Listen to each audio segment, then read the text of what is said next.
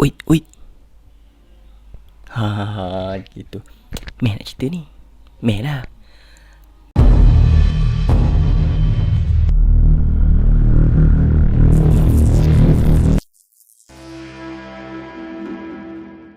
Bismillah, Assalamualaikum, hello guys, welcome back to my channel. Terima kasih kerana sudi klik dan tonton video ini.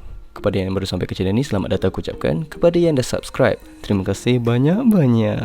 Okay, dalam video kali ni aku nak kongsikan satu trik yang mungkin ramai yang tahu, mungkin ramai juga yang tak tahu. Korang mesti biasa kan kalau contoh dekat PC ke, kat laptop korang masukkan pendrive ke atau apa-apa device, dia akan bunyi macam ni.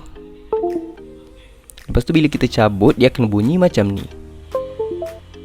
Tapi sebenarnya kan kita boleh adjust bunyi tu berdasarkan apa yang kita suka. Contoh kita suka suara apa, kucing mengiau ke, ayam berkokok ke, korang masukkan. Dan korang nak jadikannya sound ketika kita masukkan pendrive dan sebagainya. Jadi ada cara dia. Macam mana? Let's jump to the video. Bahasa Melayu dia, jom kita lompat ke video tu. Silakan. Okay, jadi step pertama yang korang kena buat bila nak tukar sound tu, pastikan first korang ada sound yang korang nak. Macam contoh aku ada dua ni, suara rasengan dengan sneeze, suara bersin. Jadi pastikan korang kena ada dulu. Kalau belum ada, korang boleh download apa-apa sound yang korang nak. Tak kisah sound apa-apa pun. Kalau tak tahu macam mana caranya, boleh tengok dekat card yang aku akan letak dekat atas tu, macam mana cara nak download audio. Jadi bila dah ada ni, sekarang ni kedua-dua ni adalah dari segi format MP3.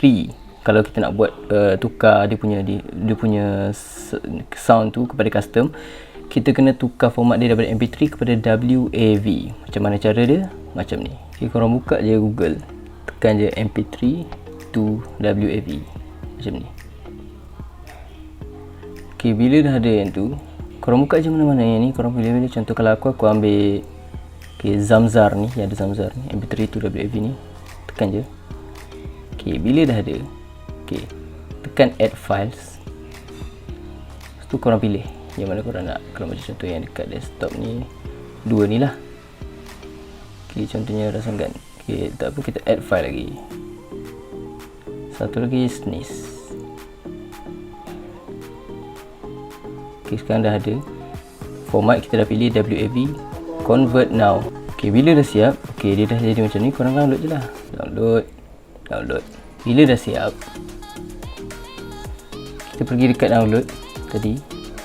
Okay, bila dah siap, suara yang ada ni akan ada dekat download ni.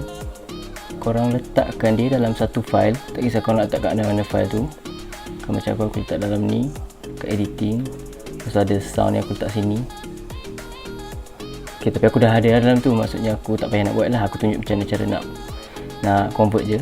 Seterusnya korang pergi dekat speaker bawah ni, gambar speaker bawah ni, open volume mixer, pergi kat system sound, klik yang tu. Kat sini korang cari device connect. Ok, aku dah tukar. Kalau belum, nanti korang tekan browse. Lepas tu korang pilih mana-mana yang korang nak, double klik je. Contoh rasengan. Dah. Device disconnect, aku tukar sneeze. Ok, ni dah apply. Ok, jadi jom kita try pula macam mana bunyi dia. Ok, sekarang aku dah tukar kan. Tadi bunyi rasengan, jom kita tengok macam mana. Aku cuba masukkan USB yang mouse aku ni. Ok, bismillah. Ok, tengok bunyi kita rasengan.